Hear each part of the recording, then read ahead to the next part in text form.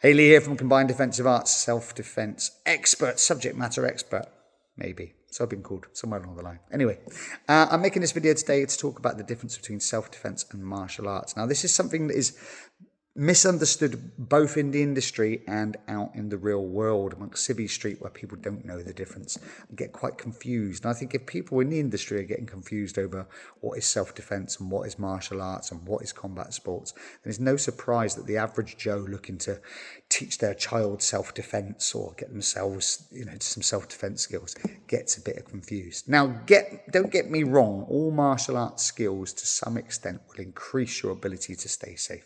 To some extent.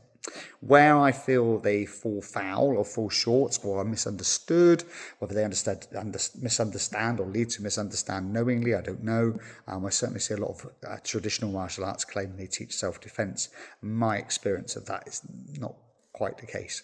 For me, the difference is it's the cognitive and the theoretical and the understanding side of violence, real violence, street violence, and different types of violence, the impact that has, the laws that are involved in that, the emotional aspect of that, the aftermath of any particular situation, all those kind of things that aren't taught in a traditional martial arts sense.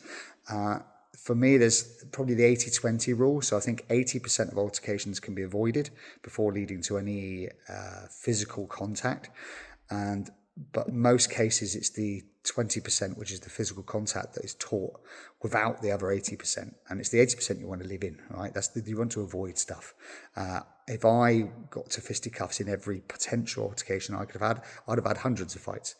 But I haven't, because I'm quite smiley. I haven't got an ego. Well, I have, but not in that regard. I'm happy to walk away from things, got nothing to prove. And so therefore I've avoided confrontation, physical confrontation a lot of times, when it could have easily escalated into something else. And for me, it's that avoidance and awareness of potential threats and how to mitigate those and escape those before it gets to fisticuffs, which is where true self-defense should be, and it should have some aspect of. Don't get me wrong, there has to be a physical element. People have to learn how to defend themselves if all else fails. Sometimes you can't control the situation and things do lead to physical, and there's not much you can do about that. And you need to have a skill set, and that's where the martial arts side of things comes in to a degree. Has to be tailored, has to be adjusted, has to be understood about the realities of real threats and real violence. But there is a massive difference in my mind, although there is an overlap between self-defense and martial arts. So it's not really surprising that people get confused. But if you do want to know the difference and you would like to learn some proper self-defense skills, then I'll be only too happy to teach you and give you the knowledge that I have to try and help people to stay safe out there. And it's dangerous, but not too dangerous if you live your life right. Crazy world. Stay safe.